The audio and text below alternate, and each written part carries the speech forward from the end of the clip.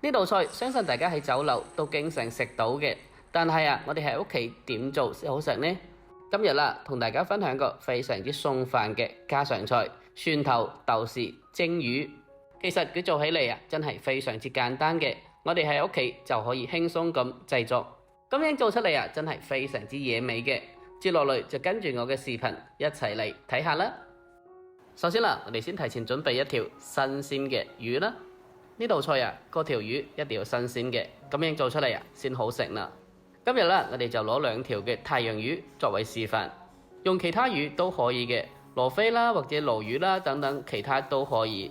做起嚟都係基本上一樣嘅做法，但係前提嗰條魚一定要夠新鮮，咁樣做出嚟先至夠正嘅。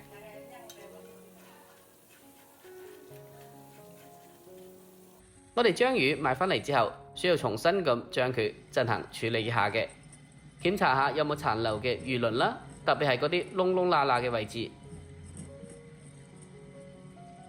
同埋好多魚喺魚頭呢個位置都係有魚鱗嘅，我哋攞刀嚟刮一刮。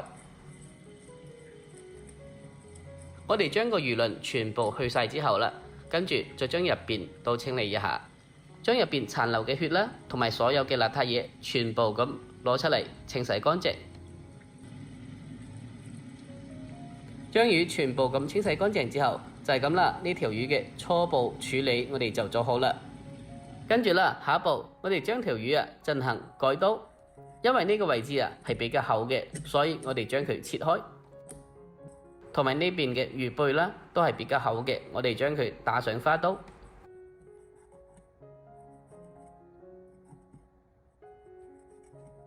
經過咁樣嘅處理過後，可以等條魚喺加熱嘅過程之中可以均勻咁受熱同埋成熟。同時喺醃製嗰陣時條魚會更加之容易入味嘅。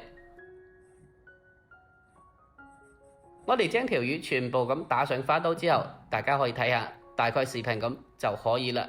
跟住我哋先將佢放開一邊備用。下一步你就準備啲其他嘅材料啦。先準備適量嘅蒜頭，先將個蒜頭嘅根部去咗佢，然之後再攞刀嚟將佢拍扁。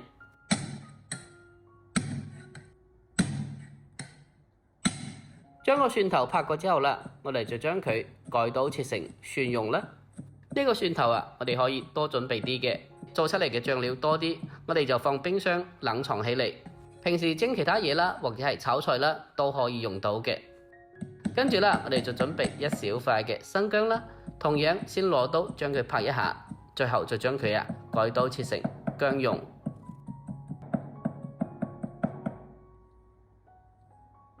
切好晒之後，先將佢裝起嚟。然之後下一步我哋就準備少許嘅小蔥啦。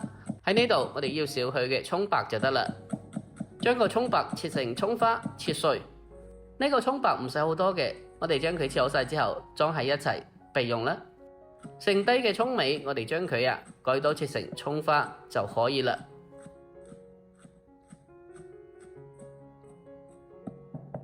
切好晒之後，我哋將佢單獨咁裝起嚟備用。下一步我哋就準備適量嘅豆豉，呢個係黑豆豉嚟嘅，準備視頻咁多就得啦。我哋將佢用刀稍微咁切一下，將佢切碎，但係又唔需要切得好碎嘅，稍微咁切一下就好似視頻咁就可以啦。我哋將個黑豆豉全部切好晒之後，同個薑蔥蒜裝埋一齊備用，就係咁啦。所有嘅材料我哋就係咁準備好啦。跟住下一步，我哋將切好晒嘅材料攞6成油溫將佢淋一下。用滾油將所有嘅材料激發出香味，然之後下一步我哋將佢進行調味一下，先加入適量嘅蠔油啦，跟住再加入1匙羹多嘅生抽，接落嚟再添加適量嘅食鹽啦，同埋少許嘅雞粉就可以啦。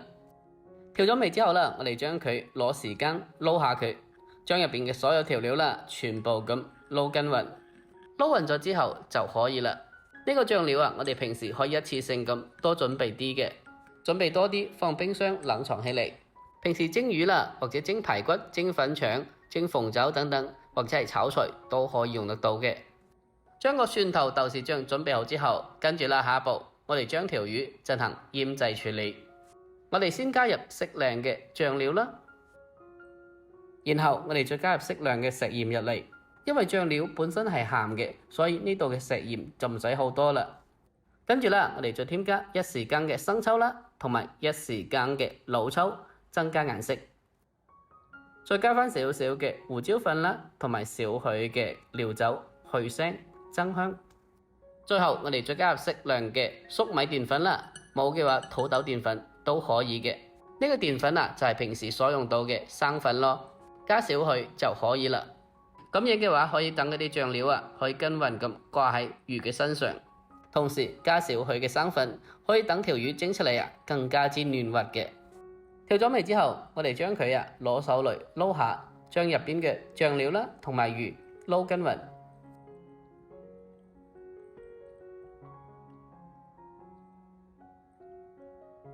撈勻咗之後，我哋再加少少嘅花生油入嚟，唔使好多嘅，加少少就得啦。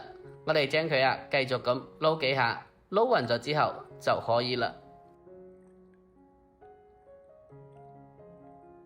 我哋將條魚醃製好咗之後，跟住啦將佢擺落個碟，然之後再將剛先醃製嗰陣時嘅醬汁均勻咁灑喺面頭。下一步，我哋攞2條筷子或者係匙羹啦，將條魚墊高起嚟，咁樣可以等條魚喺蒸製嘅過程之中，上下都可以均勻咁受熱同埋成熟。蒸出嚟嘅魚佢嘅口感就會非常之好食啦。全部都處理好之後，跟住啦，我哋將佢擺落個鑊頭入邊，水滾之後冚翻蓋，用大火蒸佢大概8分鐘左右，將佢蒸熟。具體時間我哋需要根據魚嘅大細啦，同埋實際嘅火候大細去把握調節一下。大概8分鐘左右，我哋打開蓋啦。點樣去分辨呢條魚是否成熟啦？我哋攞竹籤喺魚身上最厚嘅地方拮落去，能夠輕鬆咁插入去就可以啦。蒸熟咗之後，我哋將佢攞出嚟，然之後啦，再加翻少少嘅蔥花入嚟，最後淋翻少少嘅滾油，激發出蔥花嘅香味就可以啦。就係咁啦，呢度非常之惹味嘅蒜頭豆豉蒸魚，我哋就係咁做好啦。咁樣蒸出嚟呢條魚真係非常之嫩滑嘅，哇！豆豉嘅香味同埋魚嘅香味，哇！真係非常之可口，非常之送飯嘅。如果你哋都中意呢道菜嘅，咁就不妨收藏起嚟，下次喺屋企都試一下。其實佢做起嚟真係非常之簡單嘅，相信大家睇過之後都識做啦。好啦，呢期視頻就到呢度，我哋下期再見，拜拜。